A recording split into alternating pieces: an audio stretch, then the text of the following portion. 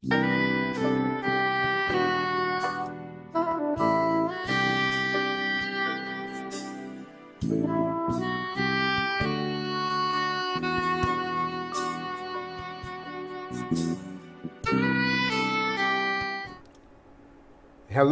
I am your host, Reverend Robert McKnight. Welcome to Education in Our Community. And we are so pleased and honored to have with us today none other than our co-host, Miss LORA SALL. Thank you for being a part of the show. And I had shared with you the last show that we wanted to do a part 2. And so we want to talk about the family in African American history in appreciation of this African American History Month. And our co-host had made some closing comments the last time we were here in reference to the role of the family and passing down this sense of history and how important the family is in our history. I know that Doctors Darlene and Derek Hobson has said that throughout the centuries of physical and mental slavery, the heart and soul of African people have never been destroyed. And that goes with your comment in terms of those who have gone on ahead of us and upon whose shoulders we stand today. If you recall, could you just briefly summarize your concluding comments from our last show? Wow. Basically, I was saying that the family is part of what we were given while in our churches, in our neighborhoods. And even though we have been oppressed and have had a number of things coming at us for years and for generations, what we experienced within our homes always stayed with us. Even to the point where when we had the big migration of families coming from the South, going to the Midwest and coming to the West Coast, people used to sit and wave to you as you passed. Wow. And I find myself still waving to people as I'm passing, even though I wasn't born in the South, but my family still do that to this day. They always did that when I was growing up. So it's the smallest amounts of love and greeting that we would give to one another that carries on in spite of what we have experienced society-wise, okay? And I truly love my people, and I truly believe that we will persevere because we come from the greatest. We come from the Creator. We are part of the people who survived the Middle Passage and the people who have continued on in spite of the abuse and the detriment that was put on us as a people. We survived, and we're still here, and our children are still here, and those that come are looking forward to being here in the future.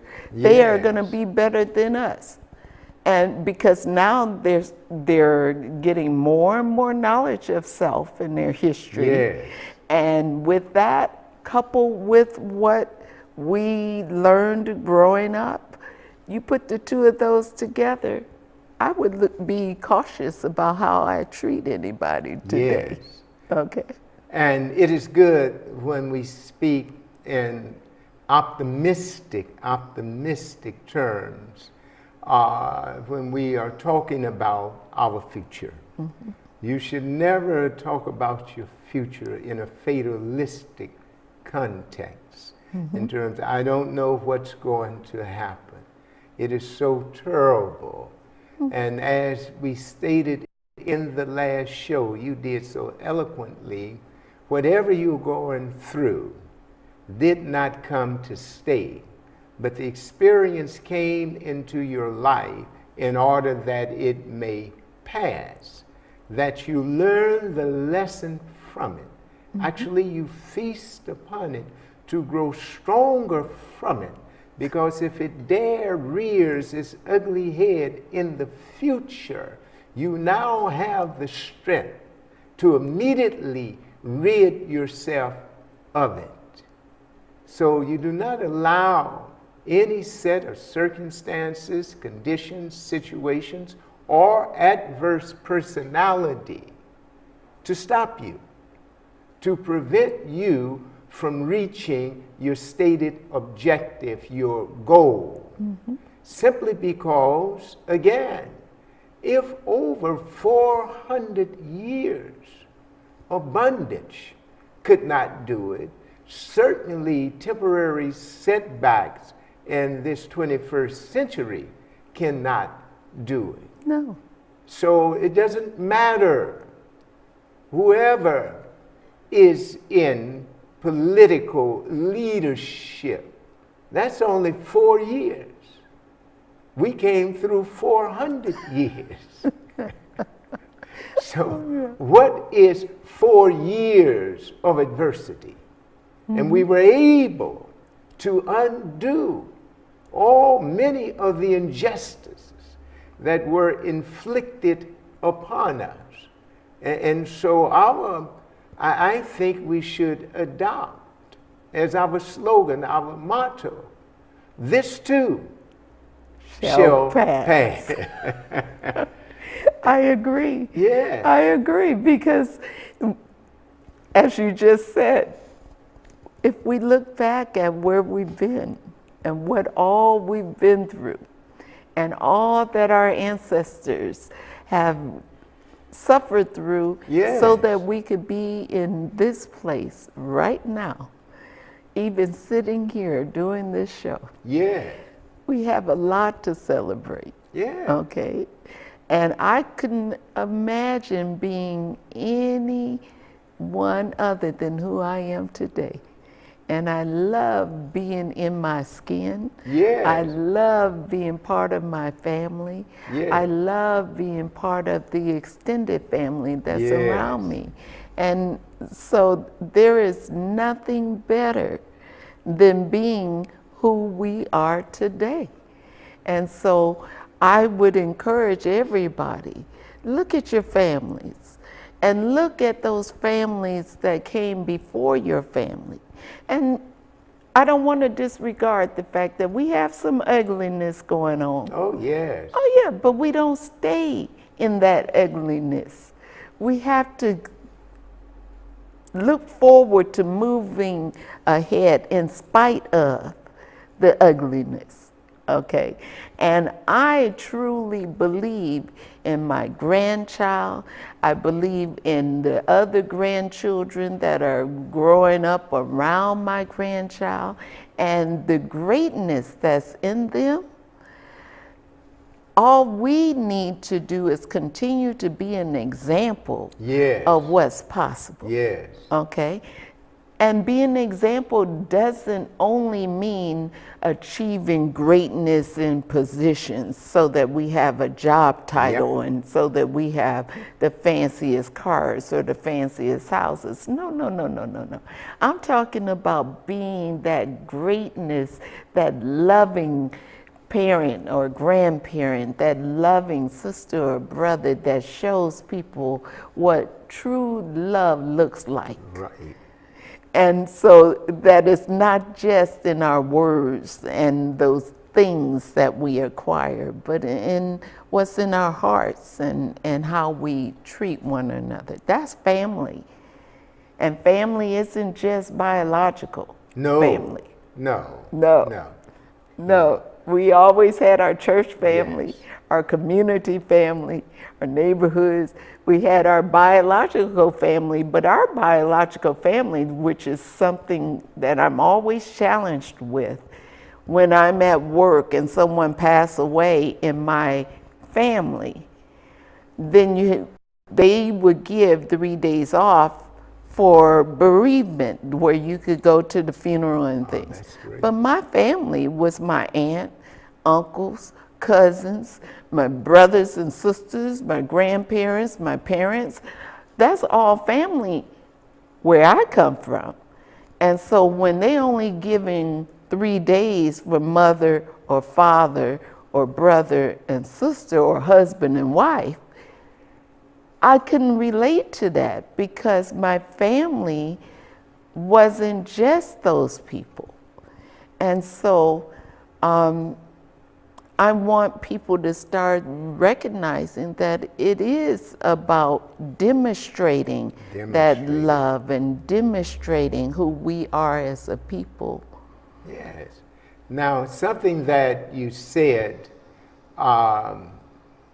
in reference to that strength coming from the family and having endured the hardships, both historically and presently, that we are going through. Once you understand your history and you know where you're from, what you have been through, you have done that great film, Sankofa. You've done Sankofa. You've gone back to the past and got the essence of that experience and know that you came through it. Then you can say to any present set of circumstances or adversaries, whatever you have, bring it on. You done brought it on in the past and we survived it. So bring it on today, because our history shows us that in every life there is a Friday experience, there's a crucifixion experience. But that's only one night. And then that Saturday is going to come and you regroup. But Sunday is coming and you can rise again. Above the greatest challenge, which is confronting even death itself. You can overcome it because the Atlantic Ocean is the largest unmarked grave on the planet. Millions lie buried beneath the Atlantic Ocean. It changed and altered the course of nature in that sharks changed their migratory patterns to follow that of the slave ships. And we got through that. And so what is this little thing that you're throwing at us today? We'll be able, Maya Angelou say, and still I rise. And so we are able to rise above it and then maintain some of that harmony, some of that love that you talked about, and a sense of family in the broader context. That is the family of all of us. We are one. And what you do to the least of us, you do to all of us. And so consequently, we're connected like the body to through a central nervous system. I remember when Shaquille O'Neal hurt his toe on the court, first thing you noticed was his mouth flew open. And Shaquille is what, 7 feet tall? And this toe, the smallest digit on his body, when it was injured, through that nervous system, it sent a message. And he cried out, his mouth flew open. And so even though there's still those on the African continent and around the world, we're yet connected. And so when something happens to one of the family, we need to all cry out in pain because it impacts us wherever we are on the globe. Absolutely. And so we need to regain that sense of family. When George Bush, Daddy Bush, not the son, was president, and they were criticizing his administration for some reason, And he said, it's an adage, but he used this quote. He says, you cannot criticize the presidency unless you first criticize yourself, because this office cannot be any stronger than the families, the homes of those who elected it. He says, my leadership is a reflection on your value system and judgment. Wow. That's right.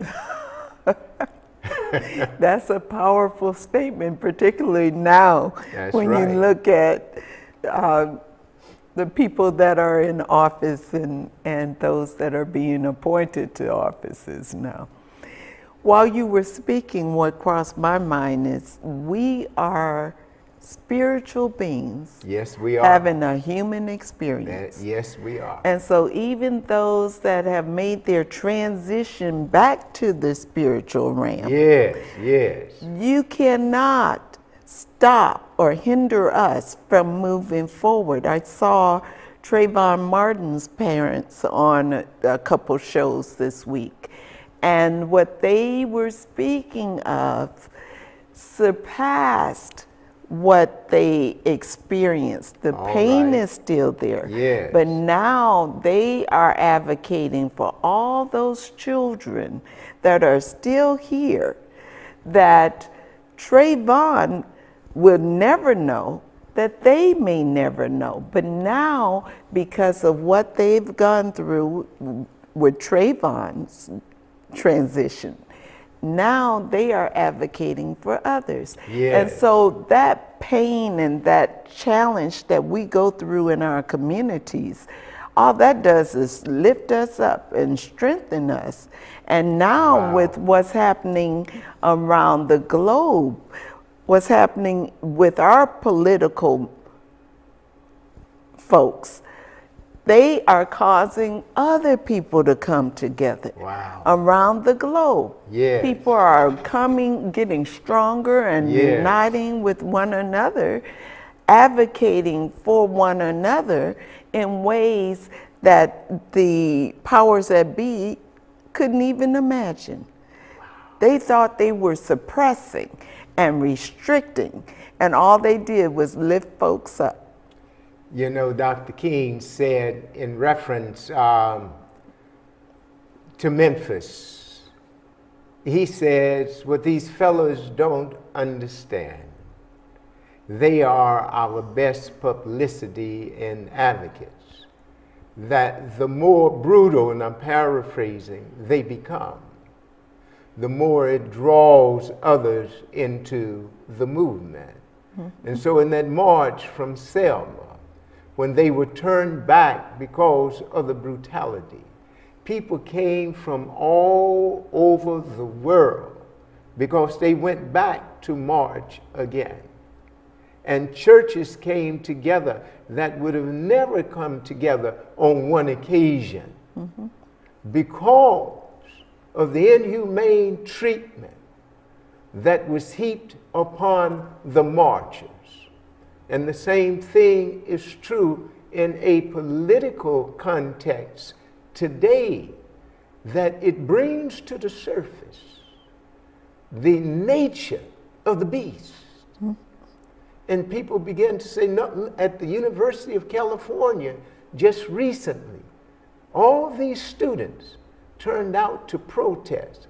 One of the first protests at the University of California in years. And I'm not talking about the agitators that set fires and broke windows. I'm talking about the students. They thought that spirit had died out, had been buried. But because of the policies of the current administration, it resurrected that spirit of protest amongst the students at the University of California that we remember well, the protests of the 60s and the 70s. And it's resurrected protests all over the country and other parts of the world. people, women, the Women's March that in took Washington place. and here in the Bay Area. Yes, and in Texas, and in Seattle, and in Chicago, and in Milwaukee, Yes. all over the continent. They have had women coming together of all races, all Yes. creeds, all economic levels, coming together saying no more. No more. No more. And then just a week later, the protests that broke out at the airports all over. And it's impacted airports in other countries. Yes. And so the people are rising up and coming together. This is family. Yes. This is what I'm talking about when I say family. Family of humanity. There you go. There you go. And so if we can come together in this fashion with our human family, Yes. imagine what more we could do with our biological families. Yes. Okay, as an example, being loving towards one another and letting others see that love through our children, through our mates. And it really doesn't matter who we're talking about. That's right. That's under the same roof. That's right. Family is family, and loving one another, particularly now. You know, we got this shortest month of the year, but this is the beginning of our year. Yes. But yes, it doesn't yes. have to be limited to just February. No. Okay, they might have thought they were doing something to us. All it does is give us an opportunity to celebrate in February. But I've known celebrations to get extended beyond February into March and year round. Year round. Oh yeah. Oh yeah. Most definitely. And two things that we must remember, speaking of family, that you need two things. They're prerequisite to our strength, to our ability, not only to survive, but to thrive, to flourish. And these two things are, if you're going to be functional, you need to have love and family. Because your family is your first line of defense. Mm-hmm. And that love comes first, or it should in the perfect world, from your family. That you are born into love. You are reared in love. Mm-hmm. And your family is there to guide you, to provide for you, and to protect you. And family is a lifelong commitment. You never outgrow your family. Mm-hmm. I don't care how high you go in this society. You still have to acknowledge and come back to your family. Mm-hmm. Otherwise, it tells those who are under you and around you, they can't trust you. Because if you turn on your family, you turn on anyone. And we are not disregarding the people that have gone through challenges within their families, the abuse, the domestic violence, all of that that's currently and in the past have gone on in families. I'm just trying to get folks to understand that that's not the sole total of who we are. And there are all kind of loving families in our community. And there are loving extended families in our community. And I want people to know that there's hope as it relates to the family. Our church families, our community families, and any other faith that you might be. That's family. And coming together and supporting each other is what it's really about.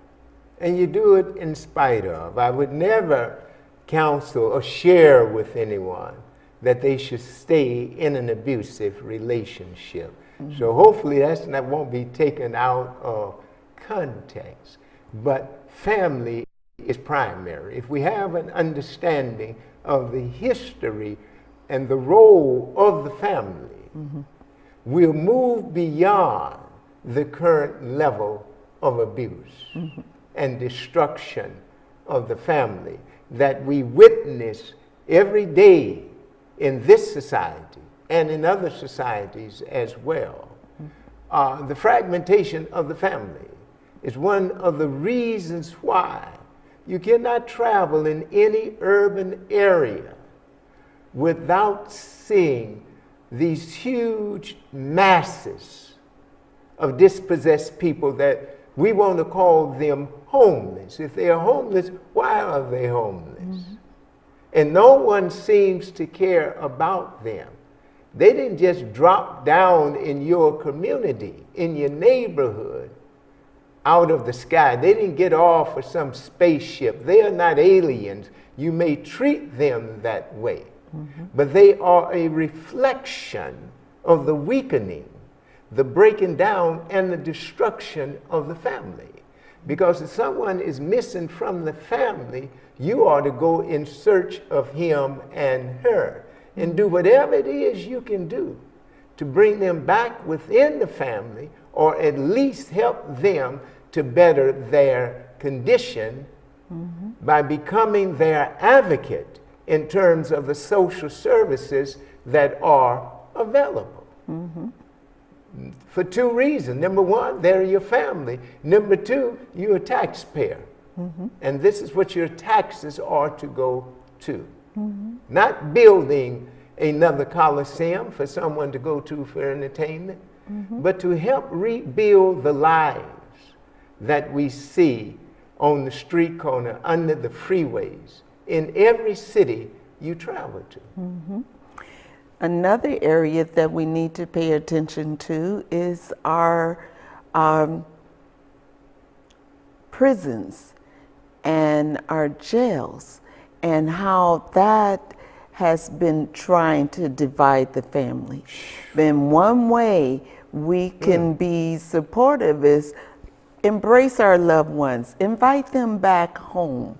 Now, there are some bad knuckleheads that need to be in there, but there's a whole lot of our family members that need their family to be there to visit them and to invite them back into the community and help them get beyond going back into the jails. Yes. Because it is not cheap to house somebody there. If they can pay to put people in jail, why not pay more money to have folks in homes in our community and to support them? They would not have to pay as much to put them in homes and to bring them back within the society and within the family as it is costing them to keep people in prison, incarcerated today. And once again, we have reached that point in the show to where we just have to summarize. And what we would like to say in closing is that the family is the most important institution in our lives. And without the family, there would be no us. And without the family, then the future is going to be extremely difficult. And so until next time, this is my co-host, LORA SALL, and your host, Reverend McKnight, saying, until we meet again, keep your arms around your family. Thank you.